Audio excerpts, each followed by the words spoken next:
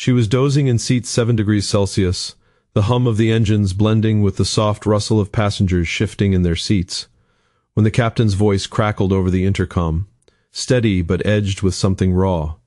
"Ladies and gentlemen, this is your captain speaking. We've had an unexpected situation up here. Can anyone on board with flight experience please make yourself known to the crew immediately?"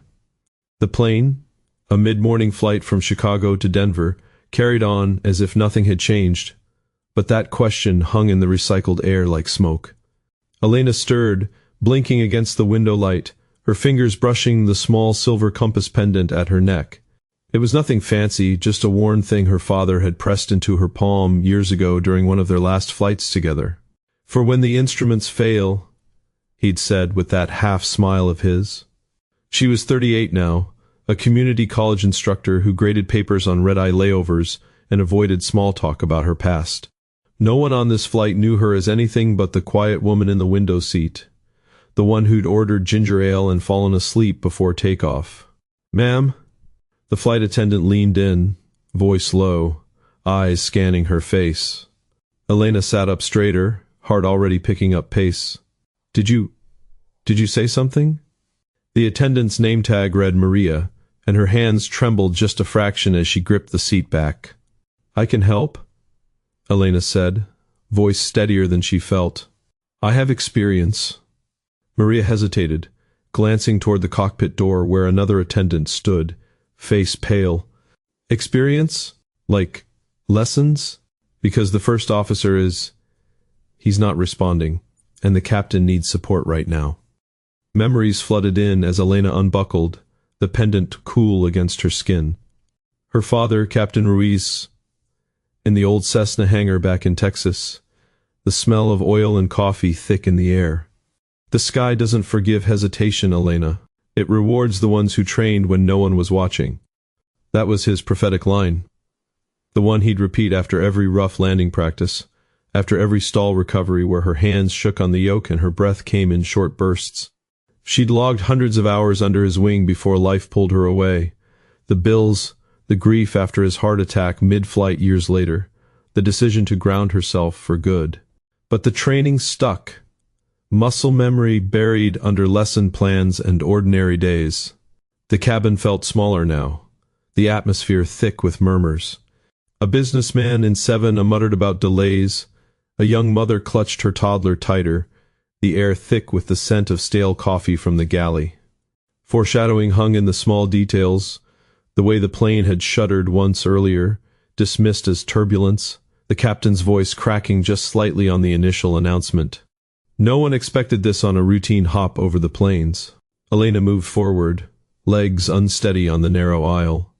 "I flew with my dad, commercial training too, before I stepped away."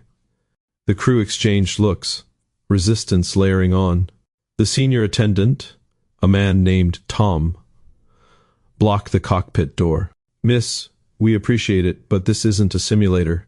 Passengers don't just—" "I know the 737 basics," she interrupted, voice calm but firm, demonstrating by rattling off a quick checklist from memory: thrust settings, flap positions, V1 speeds. Tom blinked, doubt still clouding his eyes, but the urgency won. They let her in. Inside the cockpit, the scene hit hard. The first officer slumped in his seat, unresponsive. The captain gripping the controls with white knuckles, sweat beading on his forehead. "You serious?" the captain asked, not unkindly, but his breath was ragged. "Because we need a hand now. Stay with me here." Because what happened next tested every choice she'd ever made about walking away from the sky. The moral weight pressed in as she slid into the right seat, a plane full of strangers trusting her with their lives, while her own hands started to shake like they had in those early training flights. Was it right to risk everything when she'd chosen safety years ago? One passenger later would whisper in comments how they'd have frozen, another arguing she had no right stepping up without recent hours. But there was no time for debate. Nobody believed her fully at first. Tom hovered, questioning every input. "You sure about that altitude?" The captain tested her too, voice tight, "Call out your speeds." Elena proved it by adjusting the trim smoothly, reciting procedures without pause, her voice cutting through the doubt like a clear radio transmission. The pendant swung gently as she leaned forward, its needle pointing true despite the chaos. A reminder shifting from childhood talisman to something heavier, a tether to the man who taught her never to abandon the controls. She took over the yoke. Assessment first, altitude holding at 32,000, fuel steady, but a minor hydraulic warning flickering on the panel. Step by step, real time stretched out. Her breath came measured, in through the nose, out slow, just like Dad taught. Autopilot disengaging, she announced, hands firming on the controls as the plane responded, a subtle roll corrected with gentle pressure. The captain monitored, his own hands now assisting on secondary systems, body tense beside her. Easy on the rudder, he said, trailing off as turbulence bumped them. Elena's left leg vibrated slightly from the pedal feedback, muscles remembering the feel of the aircraft fighting back. Crisis within crisis hit, when a secondary alarm blared, electrical glitch from the earlier issue, dimming instruments for a heartbeat. Her vision tunneled, breath catching, but she reached for the standby compass, the pendant's twin in purpose, and called out adjustments. Heading 240, maintain. Unexpected tenderness came when she glanced at the first officer, still out but stable, and whispered encouragement to the captain, "We've got this. Breathe with me." He nodded. A small human crack in the professional wall.